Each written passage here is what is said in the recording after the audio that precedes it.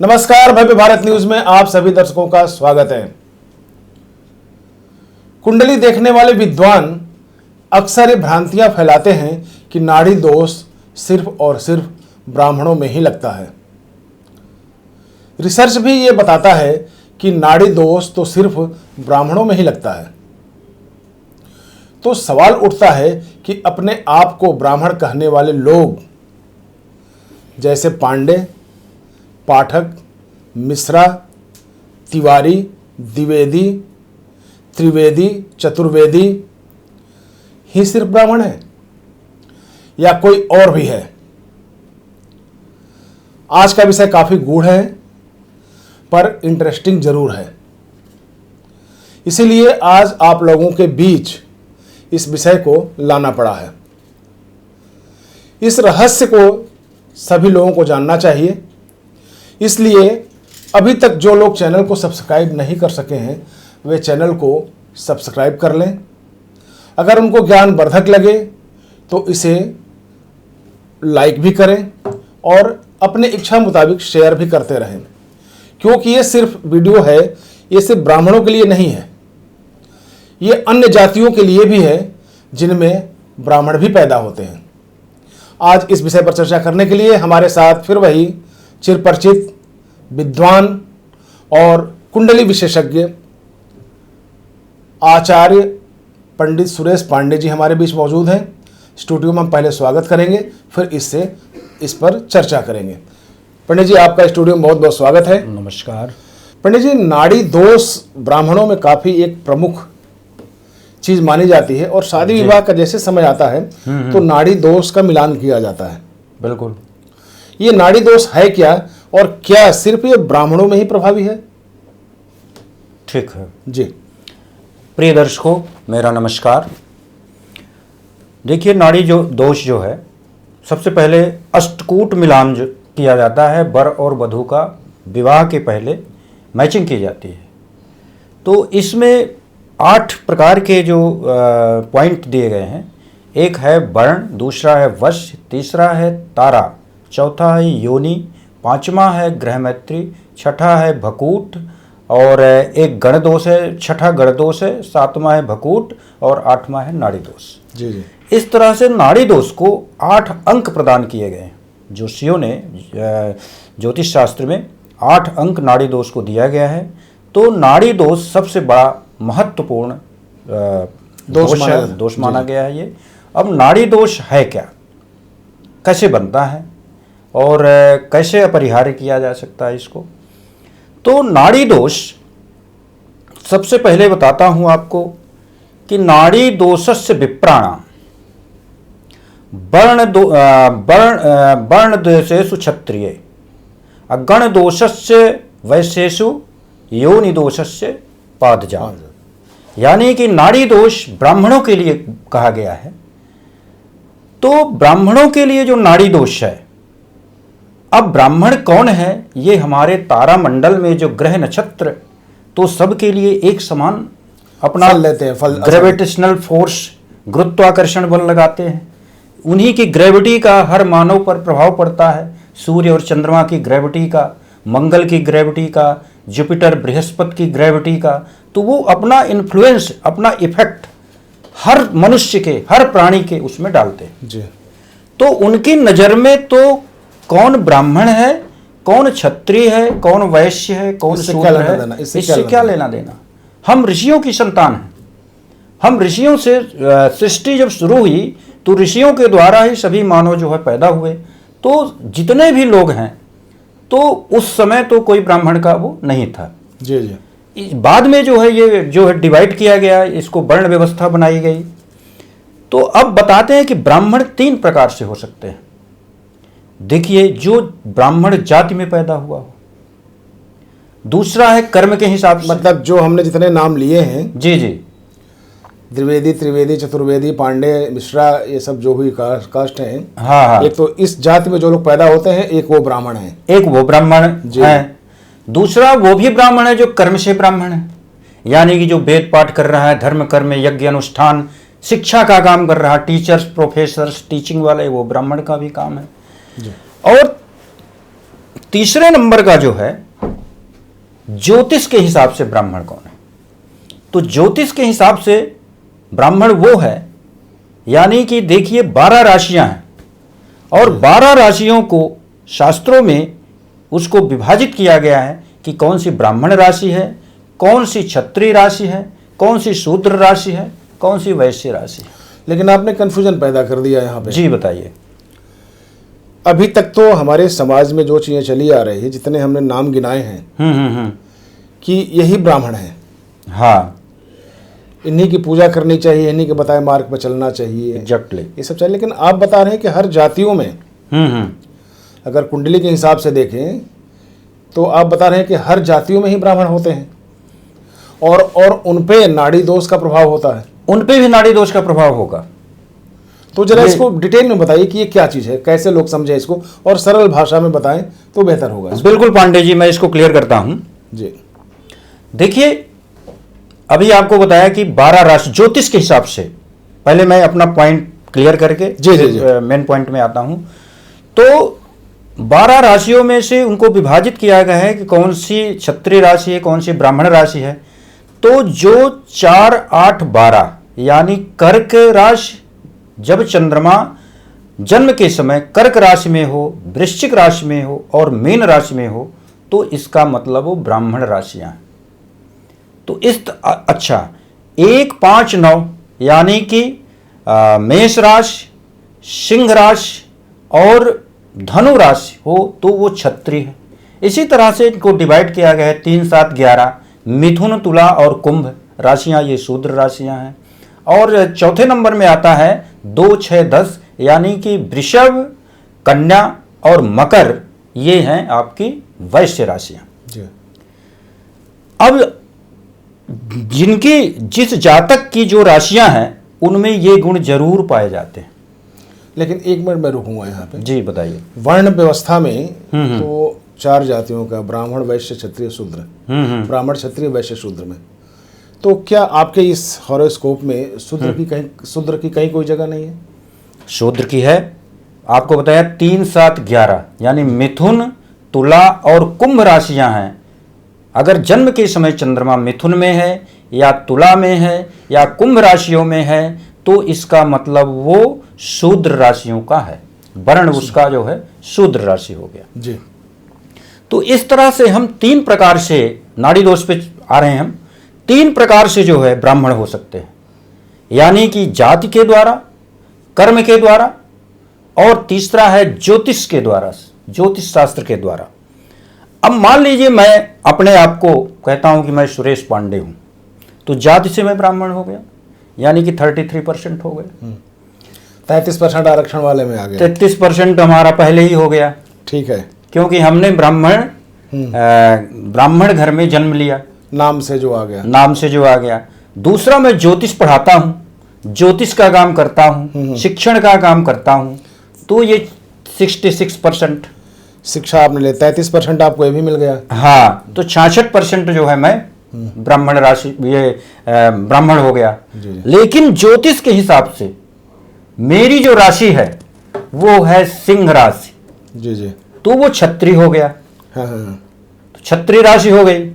जी जी, यानी कि ज्योतिष के हिसाब से मेरा जो है यहां पर क्षत्रिय का बन रहा वर्ण।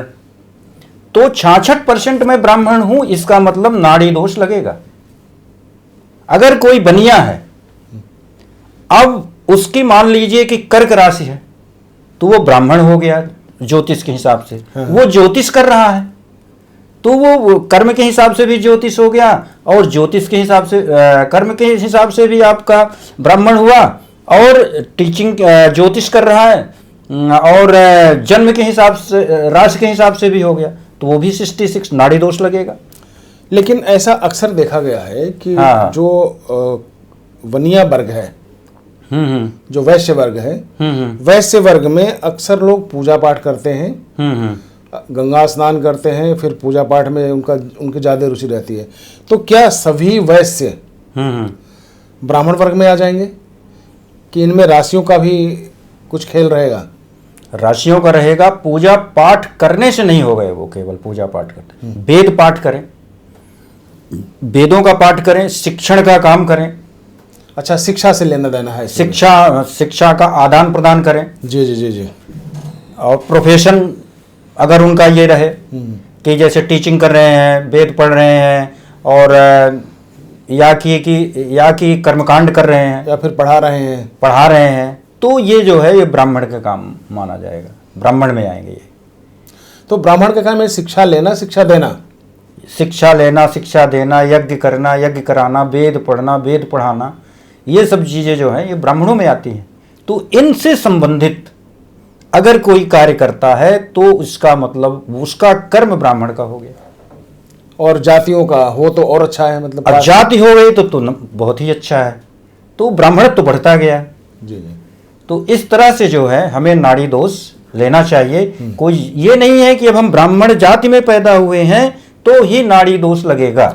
ब्राह्मण जात में पैदे जैसे कहा गया ना कि ऊंचे कुल का जन्मिए, जे करनी ऊंच न होए। ठीक बात है, तो बिल्कुल। ब्राह्मण तो पैदा हो गए, लेकिन मीट खा रहे हैं, मांस खा रहे हैं, शराब उनके पी रहे कर्म हैं, ब्राह्मण शराब नहीं पी रहे है, हैं, तो वो कर्म केवल ब्राह्मण। जाति में पैदा हुए, कर्म उनका 33% लेस हो गया। तो इसका मतलब उन पे नहीं लगना चाहिए नाड़ी उन पे दोष। नाड़ी दोष नहीं लगेगा, उन पे नाड़ी दोष। अब बनिए पर भी, छत्री पर भी ये नाड़ी दोष लग जाएगा। अगर वो ब्राह्मण का कर्म कर रहे हैं, राशि उनकी ब्राह्मण की हो गई, तो उनमें नाड़ी दोष देखना चाहिए, बिल्कुल नाड़ी अच्छा, दोष शूद्र का अगर देखा जाए तो शूद्र को कैसे परिभाषित करेंगे आप? शूद्र में भी यही है कि अगर वो टीचिंग कर रहा है, पढ़ा रहा है, आजकल शूद्र भी टीचिंग करते हैं, और अगर ज्योतिष के हिसाब से भी उसकी राशि हो गई तो उसमें भी नाड़ी दोष देखना चाहिए। 66% आ जाता है। आ जाता है, बिल्कुल। मतलब 66 हुआ, इसका मतलब नाड़ी दोष लगेगा। अच्छा, ये तो रही हम जातियों के आधार पे कि ब्राह्मण पर ही सिर्फ नाड़ी दोष नहीं लगता, हाँ। अन्य जातियां भी इससे प्रभावित होती हैं। बिल्कुल, बिल्कुल। अब सवाल आता है कि नाड़ी दोष है क्या ये? जी बिल्कुल, बहुत अच्छा सवाल है। नाड़ी दोष, आपको बताया कि ये अष्टकूट मिलान में 8वें नंबर का सबसे ज्यादा अंक प्रदान किया गया है नाड़ी दोष का। जी, जी। और नाड़ी दोष के बारे में बड़ी बड़ी भ्रांतियां जो आपको बताया इस तरह की हैं। अब नाड़ी दोष कैसे बनता है? जी जी। ये नक्षत्र बेस पर बनता है, यानी कि हमारे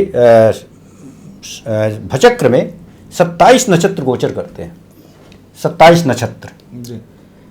अब 12 राशियां हैं, एक राशि में 2.25 नक्षत्र होता है, और एक नक्षत्र के 4 चरण होते हैं। इसका मतलब एक राशि में 9 चरण होते हैं। जैसे मान लीजिए कि मेष राशि है, तो मेष राशि जो है इसमें 2.25 नक्षत्र के कौन कौन से होंगे? अब नक्षत्र हमारे स्टार्ट होते हैं अश्विनी, तो अश्विनी भरणी, अश्विनी के 4 चरण, भरणी के 4 चरण, और कृतिका का 1 चरण, ये होगा मेष राशि में। इस तरह से फिर दूसरी राशि आती है वृषभ, तो उसमें भी इसी तरह से 3 चरण कृतिका के हो गए, यानी कृतिका नक्षत्र 2 राशियों में आ गया, मेष में भी आ गया और वृषभ में भी आ गया। जी।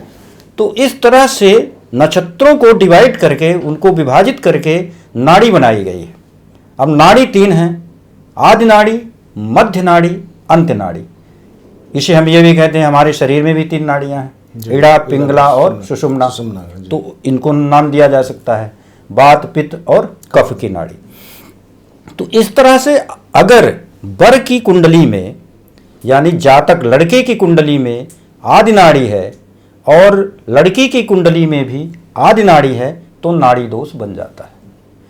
लेकिन यदि एक की आदि है और एक की अंत है या मध्य है, तो नाड़ी दोष नहीं होता। अब नाड़ी दोष अगर एक ही नक्षत्र है लेकिन चरण अलग अलग हैं, तो फिर नाड़ी दोष कट जाता, नाड़ी दोष नहीं माना जाता। अगर एक ही नक्षत्र हैं लेकिन राशियां अलग अलग हैं, जैसे कृतिका नक्षत्र मेष में भी आता है और वृषभ में भी आता है। जी जी। तो अगर एक यानी कि नक्षत्र एक ही हो लेकिन राशियां अलग अलग हो गई, नाड़ी दोष नहीं होगा वो। तो इस तरह से नाड़ी दोष जो है बनता है कि नक्षत्रों के बेस पर।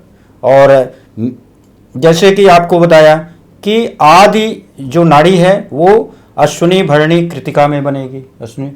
और जो मध्य नाड़ी है अश्विनी भरणी कृतिका, रोहिणी, मृगशिरा और आराद्रा में बनेगी। और जो अंत्य नाड़ी है अश्विनी भरणी कृतिका, रोहिणी, मृगशिरा, आर्द्रा, पुनर्वसु, पुष्य और अश्लेषा में बनेगी।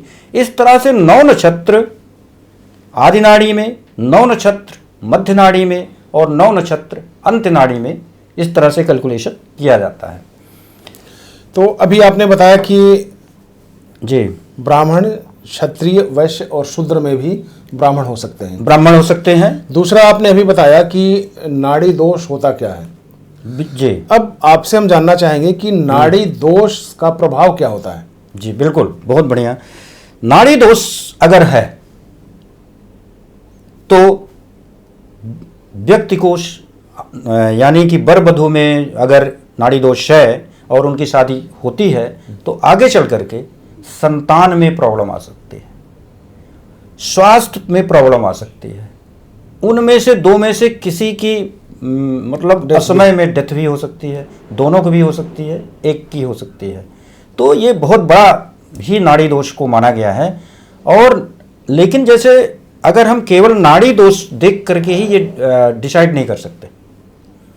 अगर मान लीजिए संतान देखना है हमें, तो हमें पंचम भाव पंचमेश में शुभ ग्रहों का प्रभाव देखना चाहिए।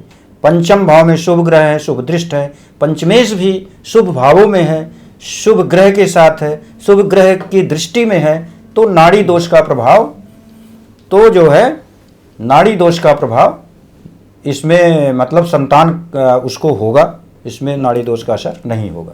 इसी तरह से अगर हम उसकी आयु भाव को देखें, आयु को देखें, तो अगर उसमें अष्टम भाव अष्टमेश पर शुभ ग्रहों का प्रभाव है तो उसकी आयु अच्छी होगी। जी। तो केवल जरूरी नहीं है कि नाड़ी दोष से ही जो है ये किया जाता है, देखा जा सकता है। हमें पूरी कुंडली का भी आकलन विश्लेषण करना चाहिए, देखना चाहिए, तभी निर्णय ये लिया जा सकता है। अच्छा, जैसे समझिए कि एक साधारण आदमी को ये पता चल गया कि नाड़ी दोष है उनमें, और फिर भी अगर शादी सोलोमनाइज हो रही है, शादी बनने कुछ ऐसी मजबूरियां हैं कि जो शादी करनी पड़ रही है जी, वैसी स्थिति में इसका निवारण क्या हो सकता है। जी बिल्कुल। अगर इन्होंने मतलब नाड़ी दोष है और सभी तरह से देख लिया गया कि इसमें प्रॉब्लम है, ग्रहों का भी कुंडली में भी प्रॉब्लम है और नाड़ी दोष भी है, तो भयंकर वो नाड़ी दोष का असर लगेगा। तो इसके निदान के लिए जी, उन लोगों को गौ का दान, गाय की पूजा, गाय को खिलाना मतलब गाय की सेवा करना, और ब्राह्मणों को जो अच्छे कुलीन मतलब जो अपने ब्राह्मण कर्म कर रहे हैं, जो शिक्षा दे रहे हैं, जो कर्मकांडी ब्राह्मण हैं, जो वेद पाठ कर रहे हैं, उन ब्राह्मणों को, गरीब ब्राह्मणों को, वैसे भी ब्राह्मणों को जो इस तरह का कार्य कर रहे हैं, उनको दान देना चाहिए, उनको ब्राह्मण भोजन कराना चाहिए, स्वर्ण दान देना चाहिए। इससे ये कट जाते हैं। अच्छा, अंतिम सवाल आपसे रहेगा जी कि हमने गाय का दान दे दिया, स्वर्ण दान दे दिया, सब कुछ किया, लेकिन ये सिर्फ इसलिए दे दिया कि चूंकि पंडित जी ने बताया है और ये हमें करना चाहिए। मंशा हमारी नहीं रही, हमारे दिल से चीजें नहीं निकली, श्रद्धा भाव से नहीं निकला, तो ये चीजें कितना फलित होगी। वो देखिए, दान दिया हुआ तो फलेगा ही, चाहे कैसे भी दान दिया गया हो, लेकिन अगर वो श्रद्धा से देता है तो उसका असर तो बहुत ही अच्छा होगा। अब वो कैसे भी दे, दान तो दान है जी। लेकिन अगर वो वैसे दान दे रहा है बिल्कुल कि मतलब क्रोधित होकर के दे रहा है, तब उसका असर जबरदस्ती दिलाया जा रहा है, कुछ ऐसे जबरदस्ती दिया वाली बात है। जी, जी। जबरदस्ती दे रहा है तो फिर नहीं देना चाहिए, उसको देना ही नहीं चाहिए जबरदस्ती में, उसका असर नहीं पड़ेगा। लेकिन अगर वो बिना मन के भी दे कि हमारा कार्य हो जाए, भार समझे, तो भी उसका असर पड़ेगा। लेकिन यहाँ श्रद्धा की ही बात है, कितने श्रद्धा से वो दे रहा है। अब श्रद्धा में ही देखिए आप कैसे श्रद्धा को जज करेंगे कि श्रद्धा इसमें है कि नहीं है। जैसे मान लीजिए कोई व्यक्ति आपसे नमस्कार करता है, पांडे जी नमस्कार, तो दूसरा आता है तो वो पैर छूता है, पांडे जी प्रणाम। तीसरा व्यक्ति आता है और दंडवत गिर जाता है, और वो भी श्रद्धा। अब इनमें हम कैटेगराइज कर सकते हैं कौन सबसे ज्यादा श्रद्धा किसमें, तो ये श्रद्धा का भी असर पड़ता है, भाव देखा जाता है, श्रद्धा का भाव देखा जाता है। बिल्कुल बात है, क्योंकि हम उसके प्रति कैसे, हम क्या, हमारा तीनों के प्रति दृष्टिकोण अलग अलग होगा। बिल्कुल सही बात। तो इस तरह से असर पड़ता है ये चीज़ों पर, ईश्वरों पर भी और किए गए कर्म पर पड़ता है। हाँ, जब इंसान में पड़ेगा तो वो तो ईश्वर जी जी बिल्कुल, एक कैटेगरी आगे है, यथा ब्रह्मांडे तथा पिंडे। बिल्कुल सही बात है जी। तो चलिए, आज का हमारा ये विषय रहा। उम्मीद है कि आप लोग समझ रहे होंगे कि नाड़ी दोष क्या है और नाड़ी दोष का प्रभाव कहाँ पड़ता है। एक भ्रांतियाँ थी कि ये सिर्फ ब्राह्मणों में ही होता है, लेकिन चर्चा जब हमारी पांडे जी से हुई तो फिर उसमें ये निकल के बातें आई कि आखिर ब्राह्मण है कौन। तो फिर ये लगा कि ये तो अच्छा विषय बन सकता है, इसमें जानकारी आप लोगों को देनी चाहिए, तो इसलिए आज हम दोनों स्टूडियो में उपस्थित हुए हैं। अगले एपिसोड में फिर मिलेंगे, तब तक के लिए नमस्कार। आप लोग अपना कमेंट भी भेजते रहिए ताकि उससे हमारा उत्साहवर्धन हो और हम जान सकें कि आप लोग कितना समझ पा रहे हैं। नमस्कार।